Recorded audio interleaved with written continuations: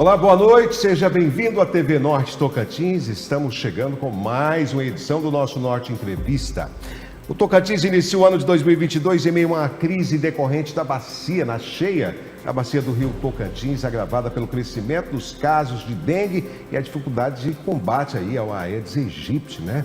Com casos da variante Omicron do coronavírus confirmados e também da variante H3N2 do vírus da gripe, o influenza. O estado está em alerta e devemos evitar o recrudescimento da crise sanitária que está acontecendo neste momento em todo o país. E nesta edição do Norte Entrevista, estamos recebendo Afonso Piva de Santana, que exerce aí o cargo de maior autoridade em saúde pública do estado do Tocantins, está à frente da Secretaria de Saúde desde 25 de outubro de 2021, data em que foi nomeado pelo governador em exercício Wanderley Barbosa. Com a gente, secretário, boa noite, seja bem-vindo, muito obrigado pela gentileza de ter aceito o convite de estar aqui com a gente. Boa noite. Prazer recebê-lo, para a gente falar um pouquinho desse momento.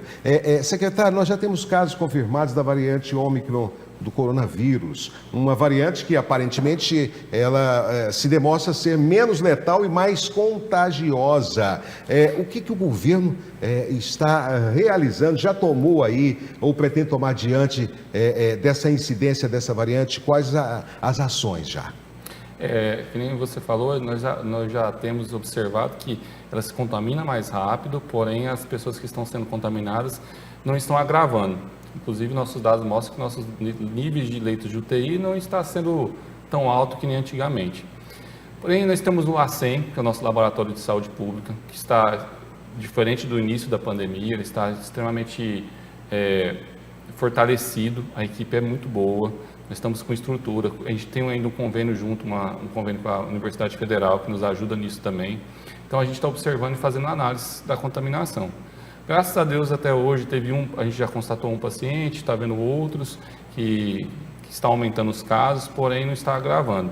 E a Secretaria, no mesmo sentido, hoje, para você ter noção, hoje não, há um mês atrás, a gente tinha a variante Delta, predominante no nosso estado. Só que agora, vindo a Omicron, nós estamos com o mesmo alerta e as pessoas têm que procurar do mesmo jeito as unidades de saúde. Teve algum sintoma, procure a unidade de saúde, nós vamos fazer o teste e a forma de tratamento é o mesmo das outras variantes. Agora, secretário, tem aumentado a busca por testes? Tem aumentado bastante, justamente porque a população está pegando gripe. Devido à gripe, e os sintomas se parecem muitas das vezes, então a gente começou a fazer mais testes Covid, porque como a pessoa está com sintoma de gripe, ela faz o teste para saber se é gripe ou Covid. Então a gente está observando bastante, que aumentou bastante os testes nas unidades de saúde. Inclusive o LACEN está disponibilizando testes rápidos para os municípios, então a gente está dando esse apoio para os municípios de teste rápido. E também quando a gente também tem os nossos testes laboratoriais também pelo LACEN. Agora, esse aumento tem alguma relação também aí decorrente com as festas de fim de ano, Natal, Ano Novo? Nós já temos dados consolidados aí desse movimento, porque a gente sabe que a população não ficou quieta, né? Infelizmente muitos não usam máscara. Já tem dados a respeito disso? Há uma crescente nesse momento em relação às festas de final de ano? Houve uma crescente na questão do Natal, a gente está observando que houve uma crescente depois do Natal, e a expectativa é que esteja um aumento também, tá, considerando a data do Ano Novo. Porém, assim, devido ao grande número de chuva, a mudança de clima, também, aumento da gripe. E a gripe, a influenza tem afetado, não é só o Tocantins, é o Brasil inteiro, né? Que é bastante alarmante para o país todo, muita gente ficando gripada. E justamente nesse período de começo de ano, né? O senhor colocou que nós, diferente do começo da pandemia, já estávamos, de certa forma, preparados, aguardando uma intensificação, né? Seria mais ou menos isso. Estávamos preparados para qualquer momento acontecesse um crescimento, um pico aí dessa variante, né, do coronavírus, né? Sim, hoje a Secretaria de Saúde, assim como os municípios, a gente tem uma estrutura e um relacionamento maior já preparado, até porque A gente tem respiradores, a gente tem uma estrutura. Inclusive, nós fechamos alguns leitos de UTI, porém, já observando a queda das pessoas contaminadas e que estavam indo para os leitos. Caso, se houver um novo aumento, nós temos essa estrutura para alocar nos nossos hospitais. A gente faz algumas mudanças estruturais e conseguimos alocar a UTI novamente. Então, assim, o Estado, como os municípios, nós estamos preparados, inclusive, para isso. Hoje, inclusive, eu estive conversando com o secretário municipal de saúde, o Daniel, e nós falamos sobre a questão dos leitos clínicos. A parcerias com os municípios é feita. Nós vamos conversar também com o Hospital Municipal de Araguaína, porque eles fecharam alguns leitos lá também, no hospital deles também, que é normal por causa dos gastos, aumento dos gastos e a diminuição dos casos, né? Caso venha aumentar, novamente a gente abre novamente os leitos. Então, o Estado, como os municípios, nós temos um bom diálogo com o Conselho Municipal de Saúde, que é o presidente Rondinelli. A gente está sempre conversando para resolver esses problemas. Agora, secretário, claro que vocês que são os representantes maiores do Executivo no Estado, nos estados, no Brasil afora, vocês têm contato entre os secretários estaduais. Em outros estados, nós temos tendo uma crescente demanda de internações de pessoas com essa Ômicron, ou realmente ela é menos letal? Não, nos outros estados ainda continua, está assim, observando igual está o nosso. Entendeu? Nos outros estados também tem a variante predominante, a variante Delta. Do mesmo jeito. Continua a variante Delta a variante ainda. Delta. Então, a gente está sendo observado da variante Ômicron. Se eu não me engano, hoje, eu tenho que ver, acho que teve a primeira morte no Brasil da variante Ômicron. Acho que, se eu não me engano, foi no Rio de Janeiro. Tenho que até confirmar, mas já vai ter alguns óbitos? Vai ter. E aí vai começar a vir para o Tocantins, porque agora está tudo aberto, os aeroportos estão abertos, as pessoas estão se movimentando, entendeu? Então, assim, vai acontecer, daqui a pouco está no nosso estado aumento da variante. Tanto que o primeiro paciente que teve Ômicron no nosso estado veio de um ônibus que estava vindo de viagem de Goiânia. Ele pode ter pego ou no ônibus, a gente está fazendo essa investigação, ou em Goiânia, e todo mundo que estava no ônibus também pode ter sido contaminado. Muito bem.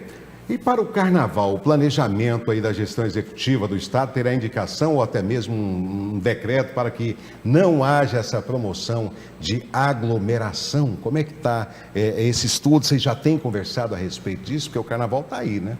Nós estamos conversando, nós temos um comitê, né? O Estado tem um comitê, esse comitê está fazendo análise, e junto com o grupo técnico e com os dados de variações. Então, assim, houve um problema com o estudo do Ministério da Saúde, que teve uma queda no sistema, né? Então, já voltou, a gente está observando a questão da evolução dos dados, e alguns municípios já decidiram também, porque o Carnaval geralmente é voltado com os municípios que fazem os carnavais, e alguns municípios já se prontificaram em não ter Carnaval, e a gente está conversando isso com os municípios. Se houver um aumento, provavelmente tem-se a grande tendência de não ter festas de carnavais. Mas isso aí está sendo discutido ainda. Principalmente porque é um momento de aglomeração e é um momento também que as pessoas, de certa forma, perdem o juízo, né? E perdendo o juízo, não vai perder a máscara também, né? E isso é preocupante, com certeza. Né? Porque é preciso continuar usando a máscara, não adianta, é uma realidade. A pandemia está aí, né? Não tem jeito, né, secretário? E tem gente que abandonou a máscara já, né? E se o senhor observar, inclusive, a gripe, a proteção para a gripe é a máscara. Se está tendo uma evolução de pessoas gripadas também, é porque não estão usando a máscara e não estão fazendo o mesmo nível de proteção. Então, se as pessoas estão pegando gripe, justamente é porque também não estão fazendo o mesmo sentido de proteção que é do Covid. Muito bem. Que é um vírus, né? É um vírus também. Agora, secretário, uma das últimas medidas do governo do Estado em 2021 foi a manutenção do estado de calamidade, né, devido à pandemia da Covid-19. Isso indica uma condição que vai perdurar por todo o ano de 2022. O senhor acha que isso indica que 2022 a gente vai também continuar nesse estado de calamidade? Indica apenas uma preocupação. Nós estamos ainda em alerta, não quer dizer que a gente vai ficar até o final do ano. Então a gente, inclusive por causa do Carnaval, por causa das festas de final de ano que teve agora, provavelmente vai ser provavelmente até o meio do ano. Se continuar nessa queda, se não houver um aumento, tem-se a tendência de a gente não estar mais em estado de calamidade. Isso foi conversado com o governador, junto com a equipe técnica, com a equipe da Defesa Civil. Nós conversamos, chegamos a um consenso que a gente vai aguardar esse período de festas e saber se houve um aumento, se as pessoas vacinaram também. A gente está fazendo essa análise todas, Mas provavelmente, eu creio, se Deus quiser, vamos suprir esse estado de calamidade. Muito bem. Nós vamos para um rápido intervalo e daqui a pouquinho a gente volta conversando aqui com o secretário de Estado da Saúde, Afonso Piva. A gente volta em instantes. Até já!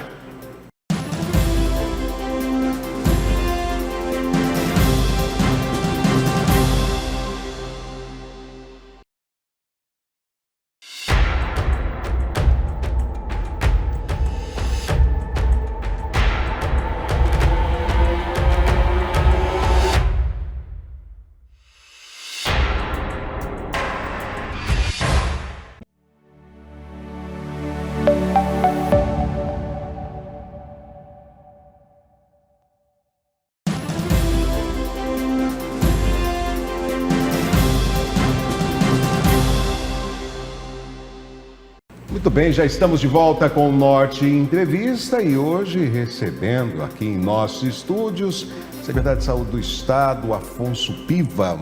Foi muito gentil com a gente, atendendo ao nosso pedido aí para a gente conversar a respeito desse assunto de pandemia, de Covid, de Covid-19.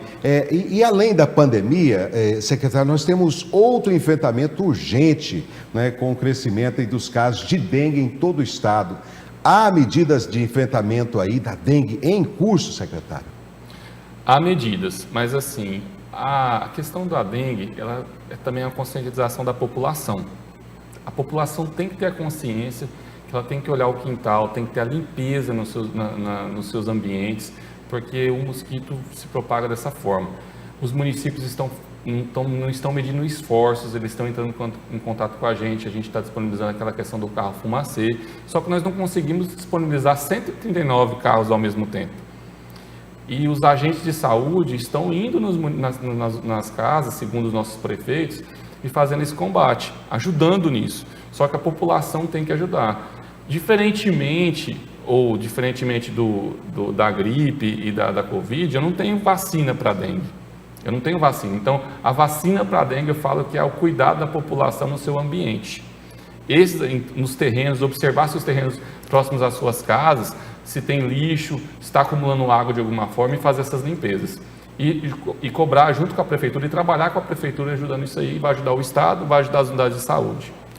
É porque, na verdade, não é só o poder público agindo, né, secretário? Porque não. Se a comunidade não colaborar, e esse trabalho também é mais municipal. Aí o senhor toca a respeito do fumacê, né? Existe um momento desse fumacê entrar em ação, em atividade, quanto a número de casos? Como é que é essa entrada do fumacê? Porque não é sempre que ele está, né? A gente não tem fumacê disponível para os 139 ao mesmo tempo. Certo. Então, o Estado observa o nível que está acontecendo de municípios que estão sendo mais afetados e aí eles entram junto com os municípios fazendo fumacê.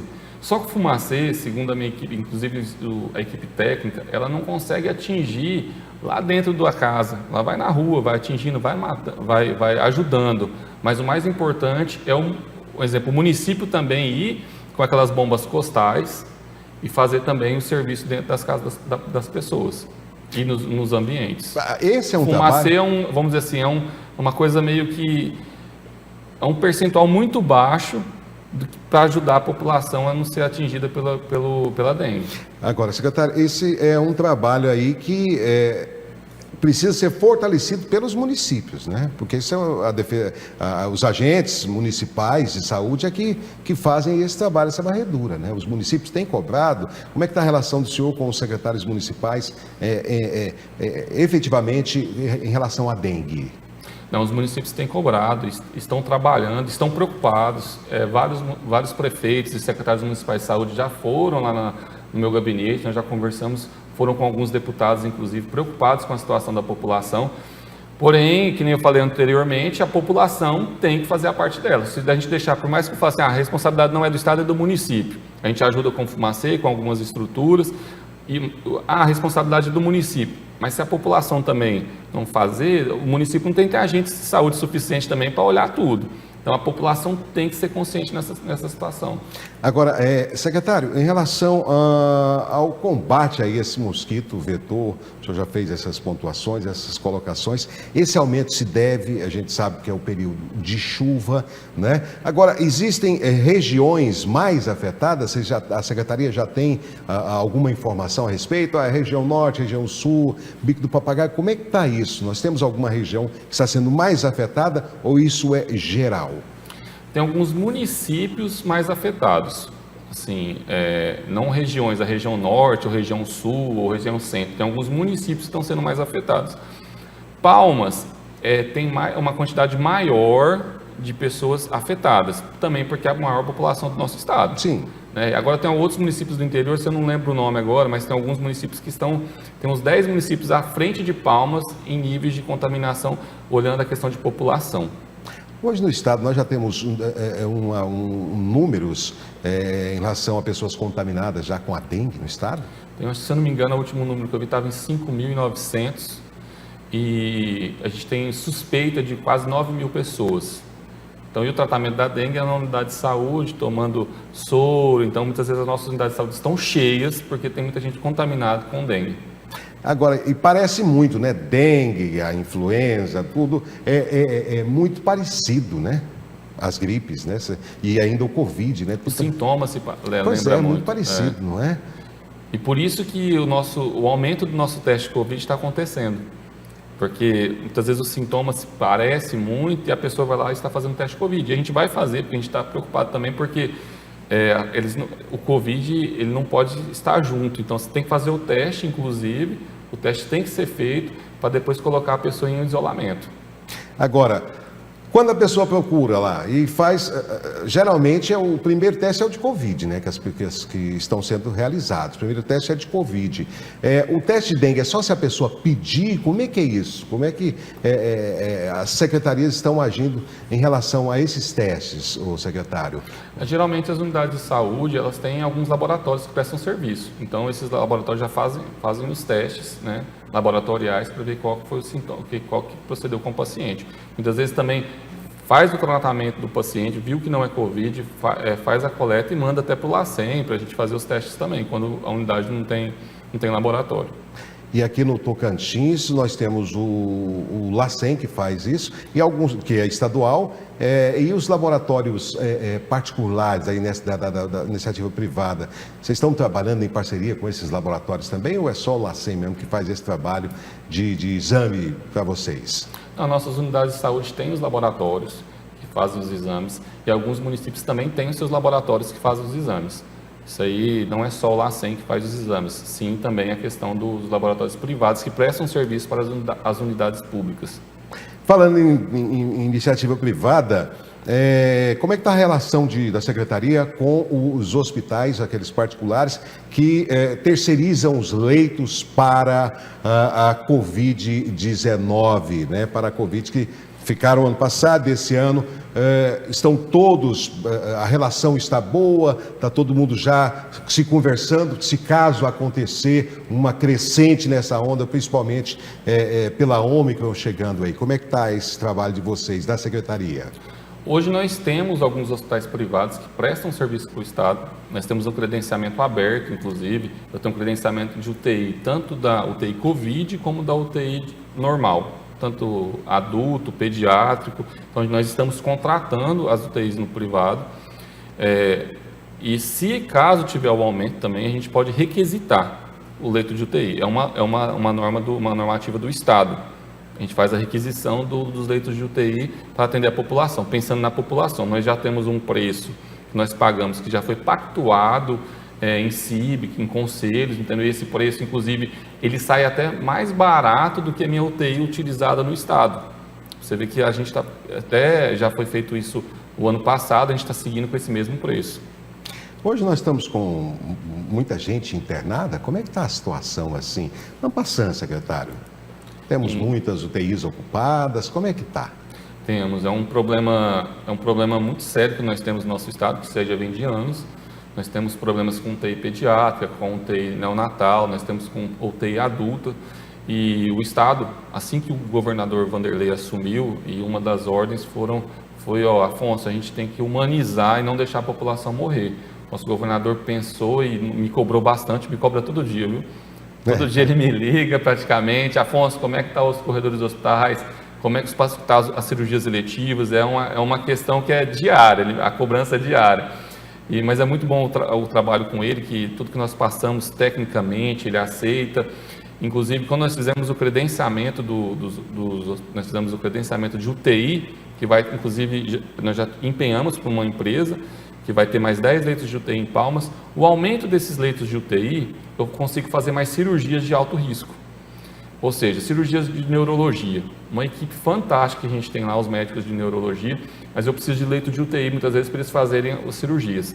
Para isso, a gente credenciou leitos, a gente passa os nossos leitos de UTI do HGP, a gente passa os pacientes normais que não têm essa necessidade de um especialista para um hospital privado, e a gente abre os nossos leitos para fazer a cirurgia dos pacientes que têm necessidade, de uma retaguarda de um especialista. Então, com isso, o leito de UTI aumentando, eu vou conseguir fazer também várias cirurgias eletivas que o paciente está esperando. E é uma expectativa de muitas pessoas de muitos anos, né? Infelizmente é uma realidade, que uma fila de cirurgias eletivas é longa no estado, né? Grande, muita gente esperando aí por uma cirurgia eletiva no estado, né, secretário? Ela se movimenta, né? Hoje nós tínhamos uma demanda represada, inclusive pelo Covid. Essa demanda ela já começou a ser atingida, inclusive nós já fizemos, se eu não me engano, até esses dias, então estamos chegando próximo a 1.500 cirurgias, considerando esses 60 dias de governo. Então, assim, venho agradecer muito aos médicos, os enfermeiros, os técnicos, os diretores de hospitais e o nosso governador, porque ajudou demais e a gente está conseguindo atender a população. A demanda é muito grande, mas estamos conseguindo atender, graças a Deus e graças a essa equipe. Muito bem. Nós vamos ficando por aqui. Conversamos com o secretário estadual de Saúde, Afonso Piva. Secretário, muitíssimo obrigado pela presença do senhor aqui com a gente. Eu acho que muito esclarecedor esse nosso papo hoje aqui no Norte Entrevista. Obrigado. Precisando, estamos à disposição na secretaria também. Tudo bem? Vamos ficando por aqui. Uma boa noite a você e até a próxima edição. Até lá!